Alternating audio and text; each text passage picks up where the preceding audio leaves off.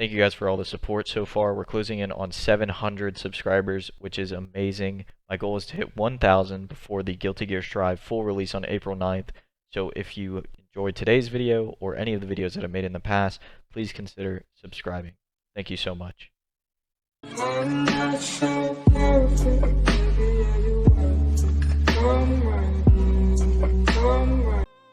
Alright, so I know that frame data can be a little bit of a daunting topic for new players. They'll see all these numbers and it'll really deter them from wanting to continue. So let's talk about a few things that you can consider when first taking a look at your character's frame data. First, you're probably going to see all these colors.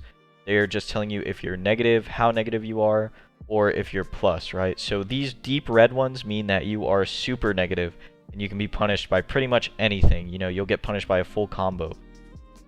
These here, the light green one, means that you know, you're plus, right? So you can get this is probably part of a block string, right? So stand medium punch on block is +3. So let's look for a move that starts up in 3 frames. Crouch light punch, right? So ideally, depending on spacing, you can get stand medium punch into light punch, right? And then these that are sort of yellowish, you're minus, but you're not minus enough to where you can really be punished. Just don't press afterwards, right? Just try not to press after this on block because you are negative and it's not your turn anymore, and you'll probably get stuffed. Now, it's important not to fall for what I did, which was only learn the on-block frame data, right? You want to know your startup frames on your character, and that's because it'll tell you what you can press against other characters' moves that are negative on block.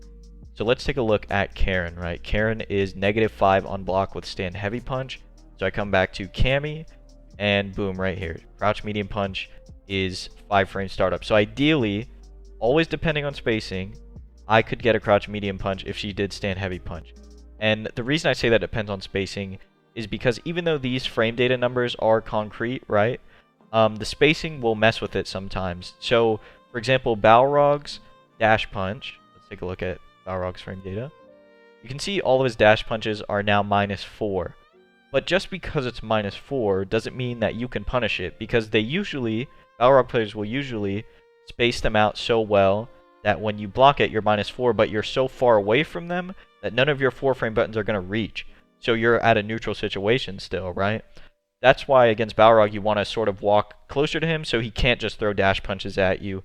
And you're messing up his frame data. You're messing up his frame data on his dash punch to where he's still -4, but the spacing is good enough to where you can punish him. Now, in the last episode, we talked about good pokes and neutral buttons and whiff punish buttons. Those were mostly told to me, right, or I found them in videos. I didn't look at the raw frame data for them, but if you wanted to, you know, sort of do that discovery phase yourself, a great button here that you probably identified already was stand heavy punch. And why is that? It's a heavy button that starts up in 6 frames. It's very fast. And because it's a heavy button, it has priority over smaller buttons. So you can see that Cammy starts up in 6 frames, which is very fast, and Karen starts up in 7, and she's also considered a very fast character. So that is a great button. That's a sign of a good button. What else do we talk about? Stand medium kick. Starts up in 8 frames, but this one I think is good because of the range, right?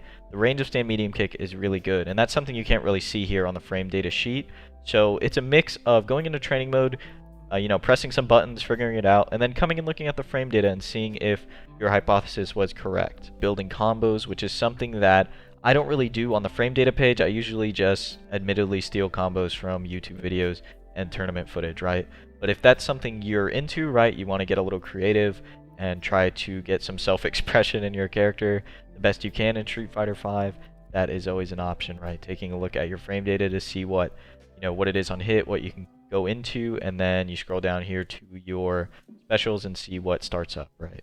Another important thing to look for is your fastest normal, and that's usually in this case going to be crouch light punch. It's either going to be 3 or 4 frames based on what character you're playing, and having a 3-frame jab is a pretty powerful tool.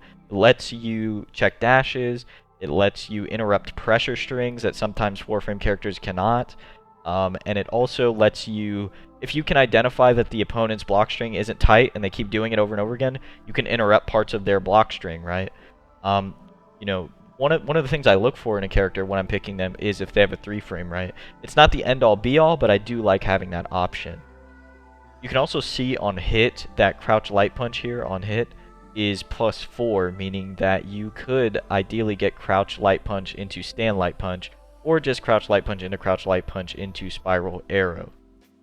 Anyways, that's it for today. I hope you guys enjoyed. If you learned something, please consider subscribing, and I'll talk to you tomorrow.